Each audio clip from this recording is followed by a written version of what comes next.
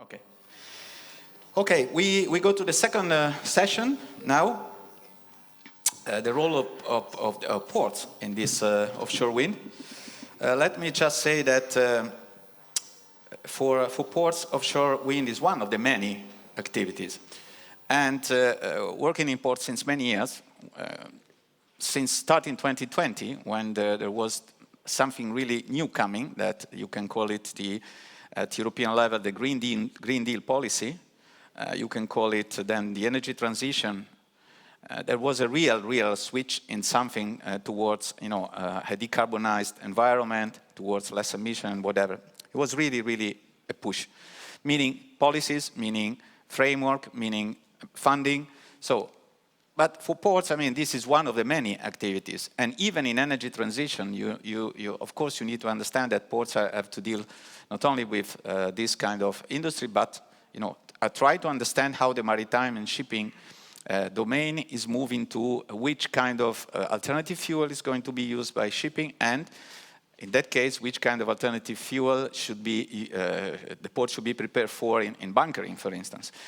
Then you have also OPS. That is another big thing that is now coming into the game. That is not only providing, it's very easy to be understood, it's a sort of a plug to the ship, but in reality it's much more than that, including the fact that, as you can imagine, none of the grid in the ports were designed 20, 30 years ago. Imagine cold ironing, and imagine the energy need of a cruise, of such kind of enormous vessel that we have now as cruise vessels. So meaning it is a very changing domain. Ports, of course, ports were not prepared, but they are preparing, they are moving, and that is why we decided also to have a conference like that, an event like that in a port. So the session is going to discuss about this, but specifically, of course, in offshore wind. So that's why we decided to invite, and I asked the two invited speakers to join me here. And we have online Jesper Bank, that is Chief Commercial Officer of the Esbjerg port. We have Javier Calviño Gómez, that is the head of the port development in the port of Ferrol. And we have Zeno D'Agostino, that was for many years president of the Port Authority in Trieste and now president of the European Seaport Organization. So Zeno and Javier, please, if you can join me. We will start, please have a seat, and we will start with the port of Esbjerg. The port of Esbjerg, the port of Esbjerg is probably one of the top port in what is offshore wind now. That is why we invited Jesper Bank to tell something about it. Good morning, Jesper. To express a little bit the experience they have in offshore wind in order to start. Before this, I need to give very shortly the takeaways, Jesper, of the working group yesterday. Very briefly, we have three main takeaways. The first one is that when we talk about offshore, ports need to have certain features, certain characteristics. Of course, one is the space. Offshore wind needs a lot of space, and space that in a way sometimes is difficult to find in ports that are very close to cities and very stretched between the sea and the cities. Or, of course, it's also competing with other use that the port could do for this space. Bearing capacity is another one. Water depth is certainly another one. And energy need also, in order then to do the assembling, the integration, and whatever it is needed. Skills that are, of course, different from the skills that people in the port now have. This is the first, in a way, main takeaway. The second being that, in reality, offshore wind is not a single port business. It's a multi-port because, as I'm learning, you need a port for sure for assembling, integrating, and then delivering, but you need other ports for anchoring. You need another port for everything that is the cables that are needed for the, bring the electricity back from the sea to shore. And this is meaning not only a single port doing that. It's almost impossible to do in a single port. And the third takeaway is something that Enrico and Mattia already anticipated a bit. A clear policy frame, a clear investment plan, a clear vision that a country, a member state, a government should have in order to state clearly which kind of industrial policy is willing to put in place for offshore, for the offshore wind, and of course which ports are part of this, in order to favor the private investments that are ready to come. We had a very interesting discussion yesterday about that.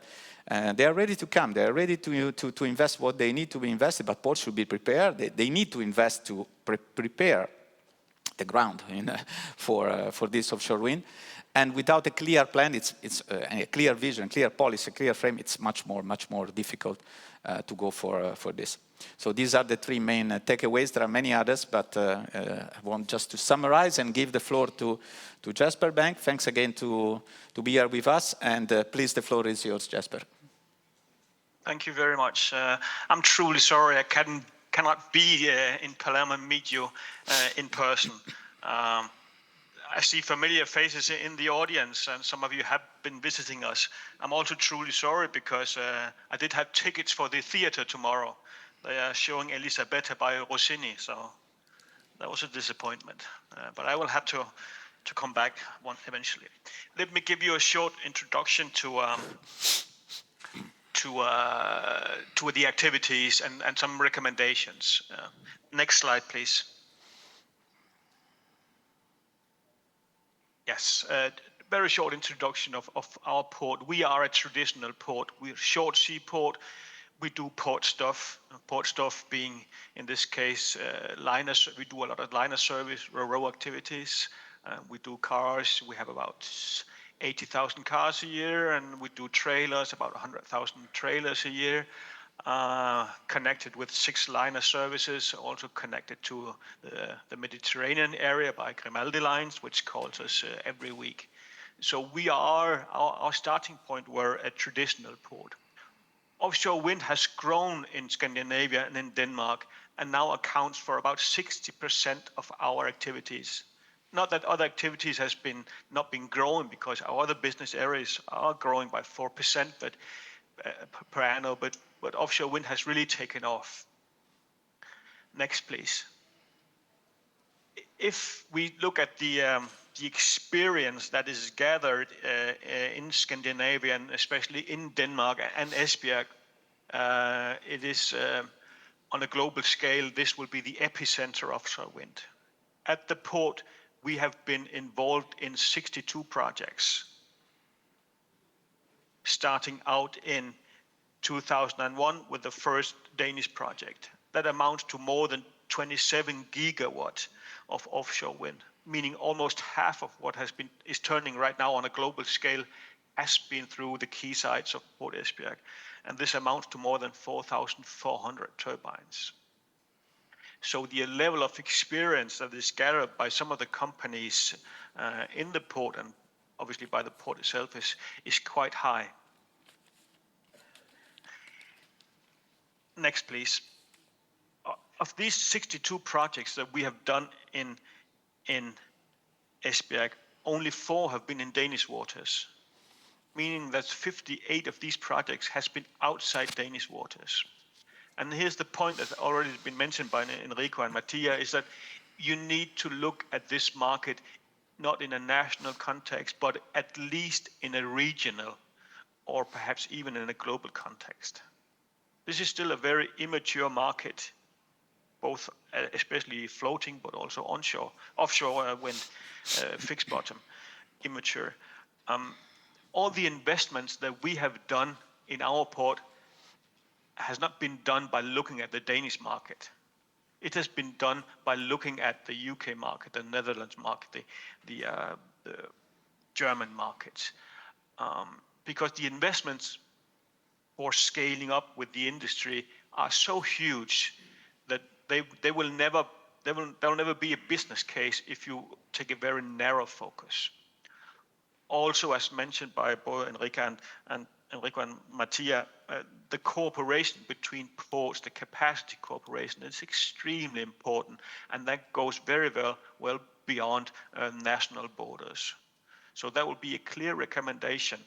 What you see here is that's the strategic map of Port Esbjerg. We have pinpointed that we have a market reach with which includes 82.8% of what is going to be erected in Europe within the next 8 years.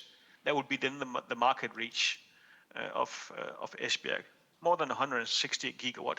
This will not be done in Esbjerg, but we have a market reach. And that actually takes some of the uncertainty away from us, because we know, even though this is an auction market, tender market, we don't know the name of the turbine or the customer in 4 years. We are quite confident that we'll have a project because we have the capacity. So by expanding your perspective on your market reach, you can de-risk your own investments by increasing the number of potential projects that you could be involved in. Next, please. Bringing me to some of the highlights of my recommendations. The one is that, obviously take a regional or perhaps even a global perspective. At Port Esbjerg, we have entered the global discussions right now. We see components floating from our port to the US market and the Asian markets and the other way around. The offshore market will be as the onshore market in 5, 8, 10 years. Onshore market is a global market. Offshore wind will get there. We are preparing for that. You should be preparing for that. Already mentioned that this is an auction market. And an auction, they tend to produce more losers than winners. There's only one winner, there are 4 losers. So you might not win the project that you are targeted for. So you have to build, or at least we did, build very multifunctional ports. Could be used for different purposes, perhaps even different purpose within the offshore wind industry. You might at one period be a marshalling port, then you'll be an installation port, and then you'll be a pre-assembly port, or you might even in periods be some kind of temporary production port. This is how the development has been in our port. So we are not fixed just to one business area with our infrastructure, also de-risking our business case. And then you must know that this is an immature industry. For those of you who know the mobile phone technology, we are at the Ericsson level. We haven't really got to the touch screen level yet. Things are still developing. And when we talk floating wind, that industry is almost not even born yet. And a consequence of this immaturity of where we are at the market is that we have more experts than we have people with experience. And this actually creates an issue that we are creating this expert bubble in the industry, not really moving anywhere and other than doing innovation without really doing anything. We're not producing or doing things. So a strong recommendation ideal situation would be that we have 5 people with experience and 1 expert to check what's going on. Today we have 5 experts and perhaps one with experience. So in developing your industry, find people with experience. There are not many around because this is a young industry, but you really need to talk to experience this within shipping, within crane operations, within O&M, within port operations. So you're all welcome to come here. We are open book. Find people with experience. Don't just listen to experts. That can be very, very costly if you don't do a sanity check and a reality check. I could go on for hours. I'll stop here with 2 pictures. Next, please. This is a 4-month-old picture from the port. This is actually a breaking record. We have 2 gigawatts of offshore wind in this picture. The blades are 108 meters in length, and the nacelles here are 14.5 megawatt nacelles. We know that this picture, in 5 years,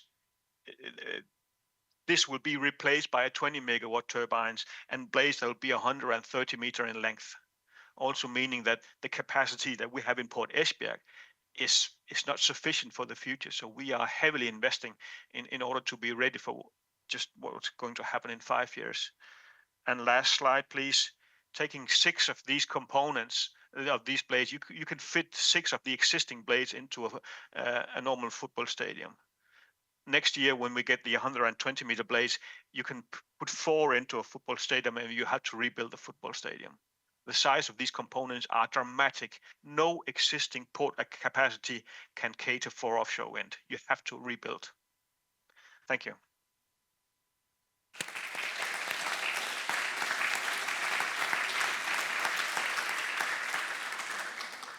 Thanks so much, Jesper. I have, let's say, one consideration and a couple of questions more to you, maybe some other later.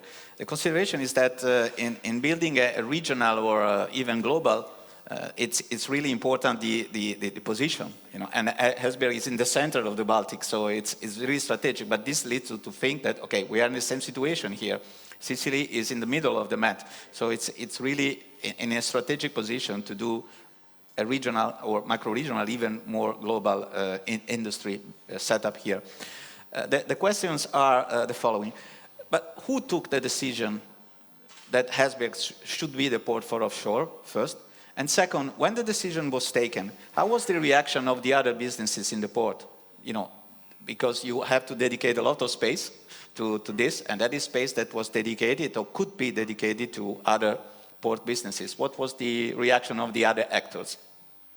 So no decisions were ever taken. This was by mistake that we got offshore wind. It was kind of invented in Esbjerg. And we have had the privilege to be the first mover in this. So our port has been developed putting layer on layer on layer on the port. So we have had an incremental progress. And to be quite honest, offshore wind, even in a Danish scale, were not politically or market-wise accepted before as late as, I think it was 2016-17. And the big change came in 2019 when we have the zero bid situation in Scandinavia. So from the beginning, this was hard work, and we were about to throw these offshore guys in the basin out here because they were not nice to the neighbor. Well, they take up a lot of space, and you're quite right.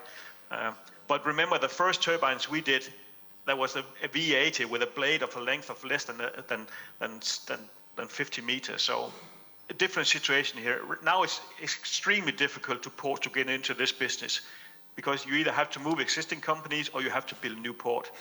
So. Thanks a lot. Please stay with us for some other questions later.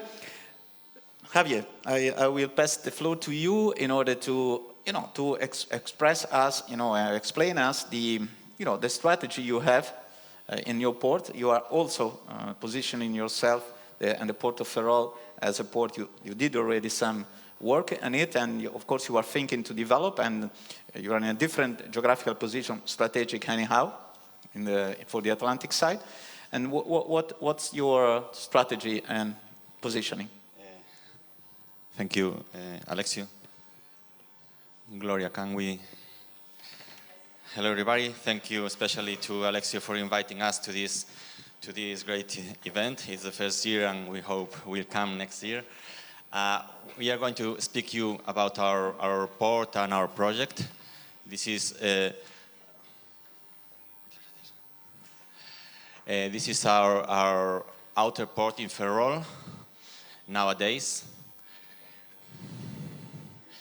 You can find at the documentation we will give to Alexio and Gloria a video presenting the general scope of activities in our port, which is quite an old port and quite diversified as for activity. This is a photograph only of our outer port nowadays. Our port is quite spare into a estuary. The outer port is relatively new. It's only 18 years old. And into the estuary, which is literally a lake without any sea waves. We have a Navantia shipyard, which makes a lot of floating and bottom fixed foundations since around 10 years for all over Europe and some projects in the USA. An LNG and gasoline terminal in south of the area, which has been making around 3 million tons of cargo. Several cargo in the old port, which is north. That is where we are settled for the management. And the outer port, which is this one, with its railway new connection. Ferrol in the world, in Europe, is, as Alexio said, well placed in the northwest in Iberian Peninsula with 40,000 ships passing near the port to north of Europe, which means a big opportunity as well for our bunkering projects with our several fuels. As you can see, we have been historically very related to energy, LNG, petroleum derivatives, the biggest coal terminal for the biggest power plant in Spain, which is now over, which means an opportunity, a need for reconversion for us. And the other main feature related to offshore wind is that we have a strong metal industry around because of the presence since 80 years ago that of the Navantia shipyard, which is the biggest in Spain, and the big coal mine. Eventually, we are now starting 2 projects for electricity generation of up to 30 megawatts in the port. And this is our expertise in project cargo of onshore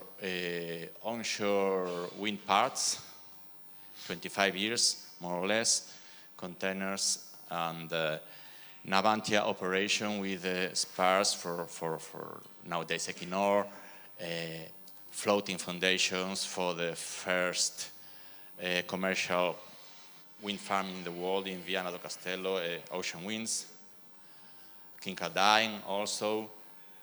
All the Viana do Castelo wind farm was integrated in Ferrol, 3 pieces, for the first time in the world, I think, and it was an operation where we could learn a lot, and we hope it will be repeatedly, systematically with our new projects.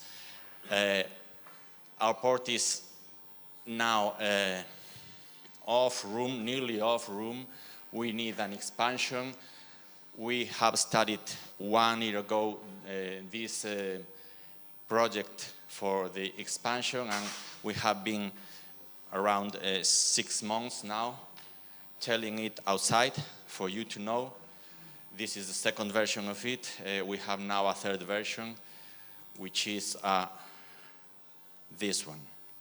So this is the port expansion, where the liquid terminal we have nowadays for the biodiesel plant running nowadays in the ports will be translated here. Another green fuels new terminal will be here as well, and we will build this breakwater extension and this 30.5 hectare port expansion. We have the plan, we have nearly everything. The only thing we are now searching for is the money, which is not a minor issue. We have the permission from the Spanish government to do this. We will invest our first €1 million next year in the project of all this port expansion. We are now studying the oceanometeorology, the waves and the wind effects with this new project, undesired effects like long wave, resonance, etc., for writing the project in next year. As well as this, we have another port. Our port authority runs 2 ports, Ferrol and Sant Cibrao, 100 kilometers far. And those 2 ports, this north port of Sant Cibrao is is exploited only by Alcoa nowadays, and these two our ports are centered in the northwest of Spain wind farms. In the biggest concentration of them, 42% of the wind farms in Spain will be there. 3 gigawatts to be installed in the first part of the next decade. So we expect that this North Port will as well serve for sure as a O&M port for these parts, and maybe for something more. We don't know how this new extension will happen, if it will be for green fuels or if it will be for offshore wind, but if it is for green fuels, which may be a terminal and a factory, which maybe we will reserve a small 1, 2 or 3 hectares area for serving operations of wind farms O&M. Sorry, how can we get back? Well, so this is our future. Everything in the energy transition projects of the port is around this. The Spanish power net coming with a high capacity connection is related to this.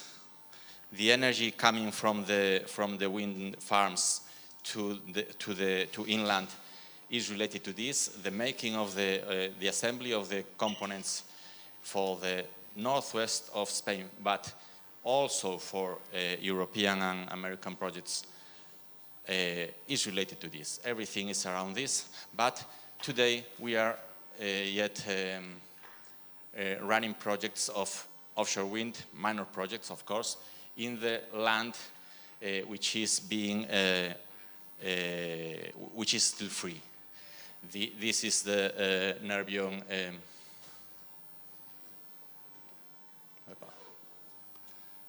This is the Nervión wind waves factory, which will start to be built next month of December. They have been working historically for Navantia, but they will make floaters by their own. And this is a Spanish company making transition pieces for two European big developers. This is our project, and I think Alexio will now go on with some questions. Thanks. Thanks, Javier. I have a similar question to you. Who took the decision? I mean, it was something at state level, regional level, or port level, say, okay, we want to be the port for, one of the port for offshore? Well, I have to say that unfortunately it was not that way. It was not such a planned decision. That is why we are, Gloria, could you please, oh, thank you. That is why we are really some years delayed as comparing, for example, with the impressive Esbjerg project. It has been the demand coming to us in the last years, which has pushed us as a port authority, not as a Spanish government. Spanish government helps, but the initiative must come from us. The Spanish ports law says so. It's us that must push this and that must search for the financing for this. So it's our responsibility now, and the governments just help, you know. Thanks a lot. Zeno, let's go to the, before coming to the European level, I have a little question for you in your previous role, you know, because until a couple of months ago you have been for a number of years president of the Port Authority, and you even well known for a number of activities, you know, to position Trieste with a high competitiveness on the market. How did you see at that time, few months ago, offshore, and why you didn't position Trieste for offshore. It was mainly the reason that probably all the offshore wind farms are far from Trieste for a reason of space or not clear regulatory framework. Because also from the industrial viewpoint, I mean, Trieste is changing a lot. The Wärtsilä situation is one of them. So why not offshore? Just a curiosity. Because we didn't told you what we were doing. You and all the public, we were speaking yesterday about the fact that in Trieste there is not the right wind for this kind of infrastructure. So this is one of the most important reasons why we didn't approach this. But we studied this. We also plan to put a windmill field with a floating solar panels in an area that was between Italy and Slovenia. So we started also to study with Luca Copper together to create a company for this investment. So we studied this, but we have a lot of else to do. If you want, we can do the ESPO level. What we are doing in ESPO, I think it's very interesting. First of all, I was looking at the slides before, the pictures before, and the first question, is it Esbjerg port a competitive port? Today when you say if a port is competitive, you look, first of all, you look at the statistics. What we are doing in ESPO is working on this kind of statistics, because today, if you're a port as Ferrol, as Esbjerg, investing in this, it doesn't exist. Because the statistics are related to TEUs, to tons, not to gigawatt, petajoule, or terabytes, for example, because another part of a new investment of the ports is related to this. So we have created a group in ESPO, and it was my decision to create the new ESPO model. If you work in the ports in all Europe, you know that the model for the statistics is the ESPO model. But the ESPO model is concentrated on the fact that a port is a transport hub. So the unique unit of measurement are TEUs and tons. We must change, the offshore wind revolution is also a lexical revolution. We must change the word, we must change the new unit of measurement that we are using for the ports, and as ESPO, we are working on this. In the next future, you will find a new ESPO model where you will find not only, general cargo, not only dry bulk, not only liquid bulk, but also, for example, petajoule. Petajoule is the new unit of measurement that we want to put in the new ESPO model. So this is the first thing. The second one is that the offshore revolution, as we have just seen, I think it is totally clear, is an onshore revolution. As you said, we need space. And this is a very good opportunity in some cases for the not big ports, no?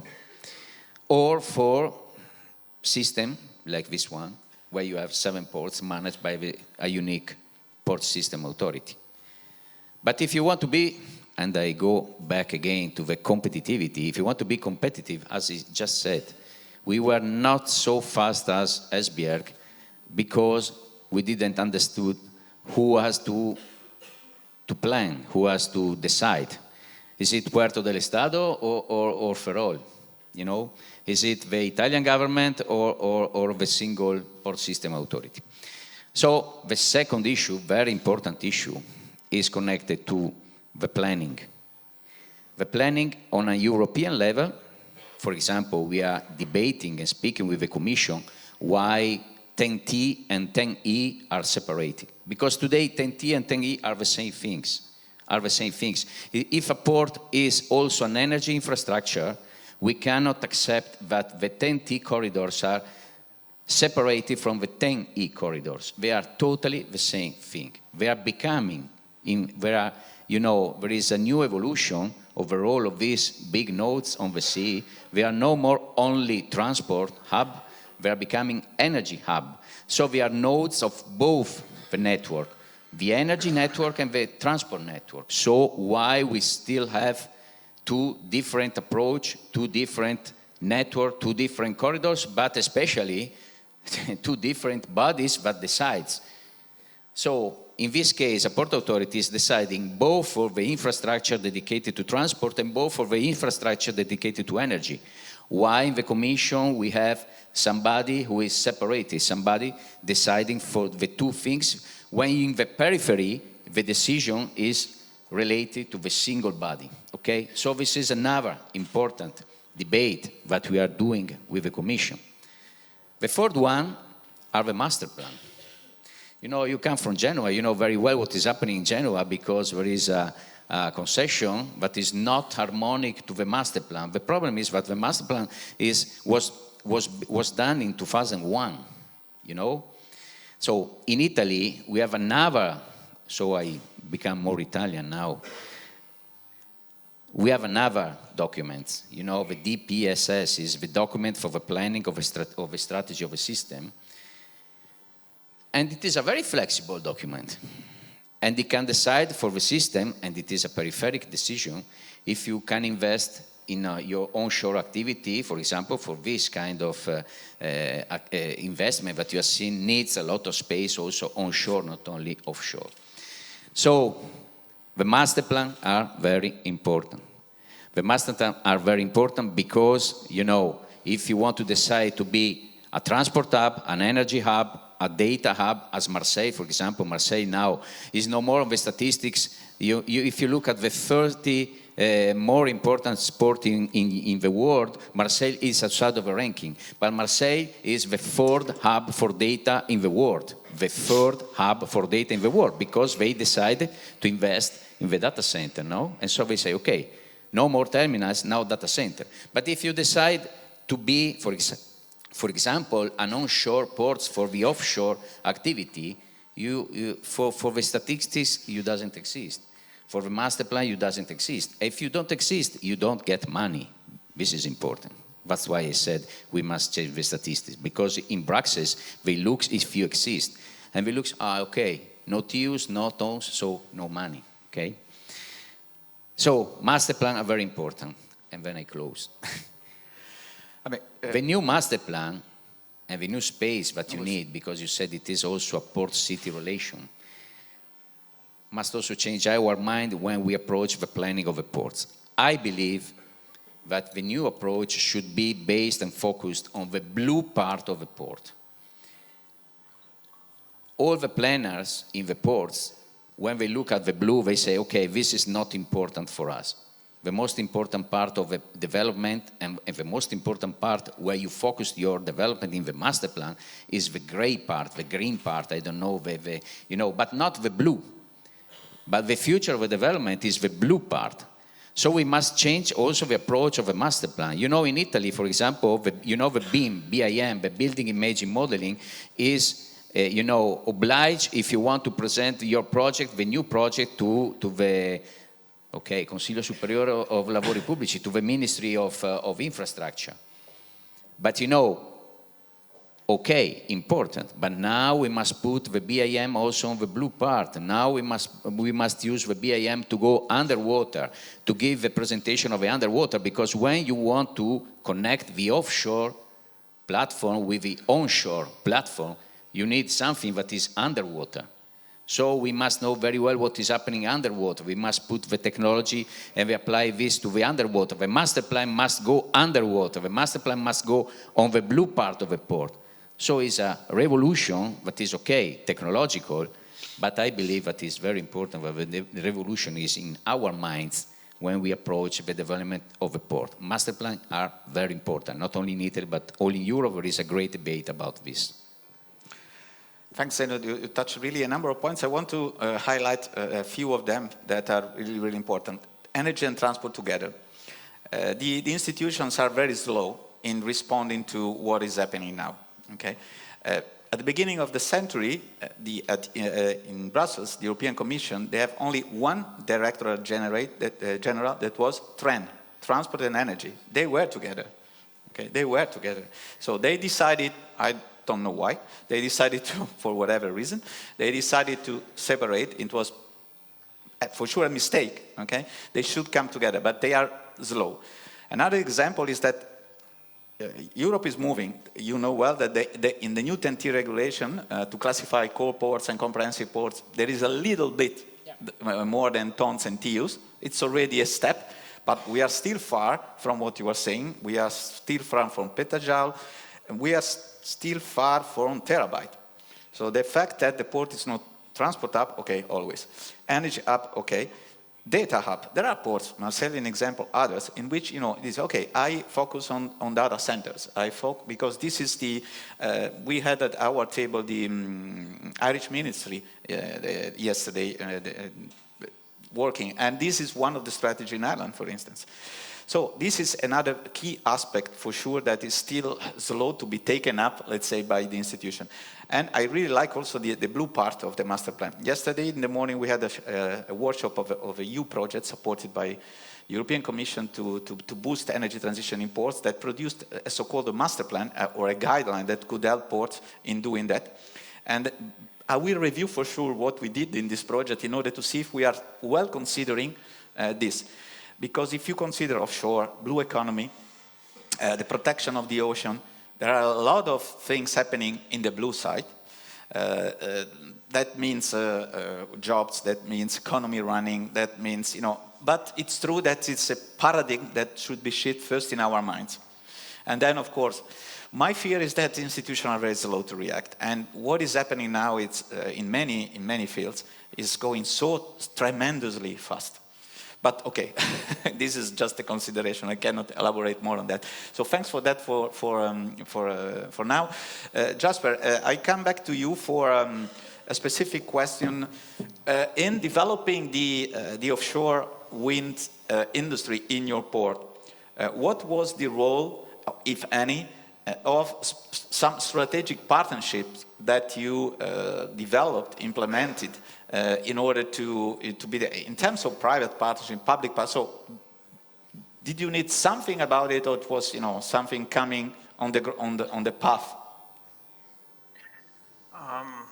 The most important part for us was to be able to sit together with Vestas, Siemens, Cadeler, Swire Blue Ocean, whatever they were called, at the strategic table. They were developing their countries together with us, okay, their companies together with us. So our understanding of their business, which were very uncertain because they were developing new turbines and could not foresee the future. No one at that point ever foresee a turbine beyond 10 megawatt. That was impossible to make. But right now we are looking at a 20 megawatt, right? So being so close to your customer, so you understand where they're going and they understand where we are and where we are going, that has been a key in the success that we have in Port Esbjerg. Just a remark to Zeno, ESPO, almost a religious discussion here, but if we design our port on basis of a 40-feet container and make a 10-year master plan, we would lose tomorrow. There would be no Port Esbjerg. We make a new master plan every Monday, and the 40-feet container, that was technology that's 50 years old. If we want to be a part of the future, we have to be much more dynamic, meaning you have to sit at the table with your customer at a very high level, strategic level. Thanks a lot.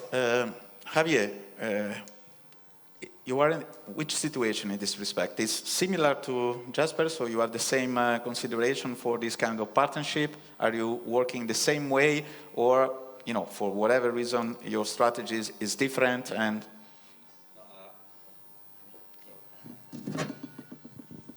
hello.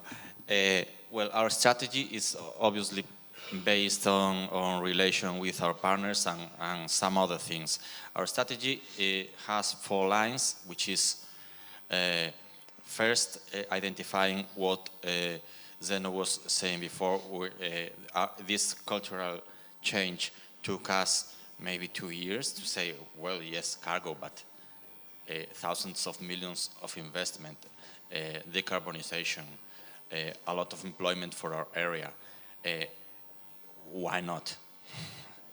We have to. So that I have written what you said, that starting to measure in tons, TEUs, but also in volume of offshore wind, and also in gigawatts inland and offshore, and also even in terabytes, is a really good approach. So we have identified that there are many things which will happen after because of the companies will push, but before we have to do two central hard things for that all to happen, which is the port expansion and the energy link. If we have the port expansion, we have the energy link, offshore wind will settle, and I think it will for sure. The power from the near offshore farms will come. Even though our offshore wind vision is first in time for Europe and Eastern US, but anyway, if we have the energy link, the energy will come from the near wind farms. And even if we have the energy, the green biofuels factories, which are, any of them is 2,000 million euros of investment, will come around in the region and have its tons terminal. This is tons, but it's decarbonization as well at our port. How can we do these two hard things that must be done by us, not by the private companies, the port expansion and the energy link? Well, first, speaking with the private companies, they have helped us evolving our port expansion design, and we are trying them, the private companies, to meet. We are trying to meet the developers which mostly don't like investing in ports. That is what many of them are telling us. They recognize financially it makes sense, but it's not in their culture. With the ones which really can invest, which are logistic and building companies. There are some big ones in Spain, and of course in Europe. They have the money, but they don't have the demand. So we are trying them to meet for establish early privileged contracts for demand reservation, so that the money and the demand gathers, and then the other demand will come after. Thanks. Let me come back, Zeno, to a point that you briefly touched before, is the relation between port and cities. So far, it's becoming even harder than before. The citizens are not accepting anymore polluting vessels. They are complaining about noise and many other things. How do you see offshore wind in this respect? This is an industry, of course, it's different kind of operations, probably a little bit of noise, yes, probably, even temporarily, but visual intrusion may be another story that specifically in ports very close to historical city centers, as we have in Italy, could be. So how do you see, also from the ESPO perspective, this industry in relation between, in the dynamics port-city? But, I think that this kind of revolution could find or should find the best conditions outside the big ports. So I think it's a big opportunity for medium-sized and small ports, no? Especially if you manage a port system, you know very well what to do with the big ports, you know something about the medium, you don't know what to do in the small ports. I think this is a very good opportunities for small and medium-sized ports. So the relation between port and city in this case is less sensitive, and so I think you can find better solution for this kind of investment than what is happening in the urban ports, historical ports related to the traditional investment in the cargo infrastructures, terminals and so on. That's also, for instance, the choice of France in picking La Nouvelle as a small port, let's say comparing to others, of course, as offshore wind port. That is, creating economy, jobs, but it's a small port comparing to others for sure, and not with a big historical city center behind. So that was a clear choice. I have the last question for you all, the three of you, the same quick answer is, okay, we are talking about producing energy. How do you see already in place or in the near future the connection with how to use this energy, even in ports? OPS, of course, is one. Green hydrogen could be the other, another one, or whatever. So is there any connection already, do you see in the future, or no? I mean, offshore is producing energy as is producing energy onshore. Jasper. Oh, couldn't you have picked one of the other first? Because this is a very complex question. This is very well. The demand is the driving force here. So that's the one. There has to be a demand from someone who wants to buy the energy, and the second is that we are able to distribute it through a grid connection or through piping, and this is where it also gets even further complicated. And when you see it in a Danish context, we are such a small country and a small port that we are so dependent on activities in Germany and Netherlands, and that our energy has to go to these countries. We produce more than we can use ourselves. So this is making it very complex and also very, very difficult to finance some of these building up infrastructure on a national or international level. This is where we need the governments, regional governments, to support this, because no single company can. We as a port, we cannot support grid connections to Germany. This is not our role. We don't have the finances. But we are very dependent on it. So here we need governments to step up. And this is also, I know, on the agenda of Wind Europe. Mattia already mentioned this. This is an important driver. Yes. Javier. Hello. We don't know how the future will mix all of the ingredients, but we are trying to make the infrastructure able to support them all. We have two projects for generating 30 megawatts, but that is tiny compared with what will come from the sea. What will come from the near sea in our area, 3 gigawatts in 10 years. Is going to be for the country, of course, not for the port, not only for the port. Only if a big green fuel factory was settled in the region, the figures are comparable, because these factories are gigawatt scale as well. And these factories need the port as a terminal, and they have to be near. So everything is related. But the most flexible platform to support it all is that we have an electrical link with the country, the capacity for an electrical link with the farms, and that the regulation doesn't avoid the power going in and out and being, in Spain there is a regulation which makes much more easy that the generation in the port stands into the port than going outside. That is something that has to change, especially when the power from the sea comes. So if the country and all the power is linked, that will happen, and it is the most flexible way. And if we have great decarbonization vectors like a factory of green biofuels near, it is the perfect circle. Perfect circle. Zeno, do you see this in that way, or?